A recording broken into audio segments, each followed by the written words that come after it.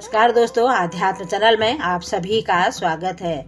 दोस्तों, आज सोमवार है। सोमवार का त्रयोदशी व्रत है। इस व्रत को सोम प्रदोष व्रत भी कहा जाता है। प्रदोष व्रत करने वाले जो भी स्त्री पुरुष होते हैं उसकी सभी इच्छाएं शिव पार्वती मनोकामना उनकी सभी पूर्ण करते हैं। इनके जोड़े से ही पूजा करनी चाहिए। जो भी इनकी इच्छा होती है वो सब पूरी होती है।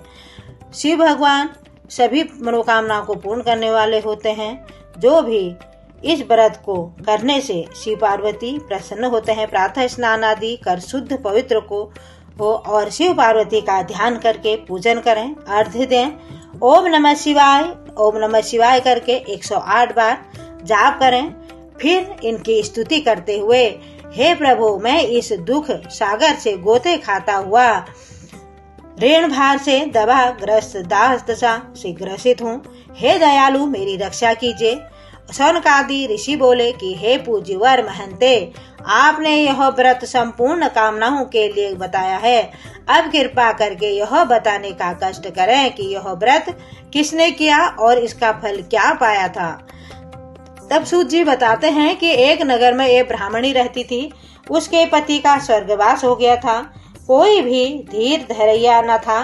कोई भी उसके घर में उसका हाथ बटाने वाला नहीं था। इसीलिए वह सुबह ही होते ही अपने पुत्र के साथ भीख मांगने चली जाती थी। तो भिक्षा मिलती थी तो उसी से वह अपने पुत्र का पेट भरती थी। एक दिन ब्राह्मणी भीख मांगकर घर को लौट रही थी तो उसे एक लड़का मिला। उसकी दशा बहुत खराब थी। ब्राह्मणी को उस पर दया आ गई और उसे वो अपने घर में ले आई। तब वह लड़का विदर्भ का राजकुमार था।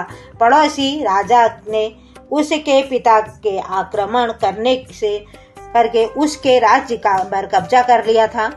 इसीलिए वह मारा मारा फिर रहा था। ब्राह्मणी के घर पर वह कुमार के साथ रहकर पलने लगा।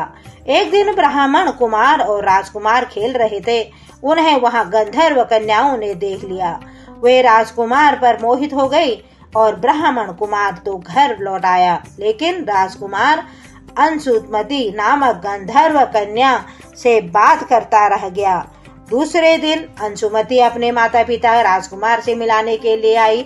उनको भी राजकुमार पसंद आया। कुछ ही दिनों बाद अंशुमती ने माता पिता को शंकर भगवान ने स्वप्न में आदेश दिया कि वे अपनी कन्या का विवाह राजकुमार से कर दे, और उन्होंने अंशुमती का विवाह राजकुमार के साथ कर दिया। ब्राह्मणी को ऋषियों ने आज्ञा दे रखी थी कि वह सदा प्रदोष व्रत करती रहे। उसके व्रत के प्रभाव और गंधर्व राज की सेनाओं की सहायता से राजकुमार ने विंधर्व से शत्रुओं को मार डाला और अपने पिता के राज्य को पुनः प्राप्त कर वहां आनंद पूर्वक रहने लगा। राजकुमार ने कुमार को अपना प्रधान मंत्री बनाया। राजकुमार और ब्राह्मण कुमार के दिन जिस प्रकार ब्राह्मणी के प्रदोष व्रत की कृपा से फिरे, उसी प्रकार भगवान शंकर अपने दूसरे भक्तों के भी दिनों को फेरते रहें। तभी से प्रदोष व्रत का संसार में बड़ा महत्व है।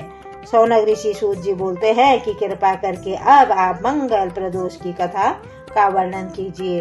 धन्यवाद।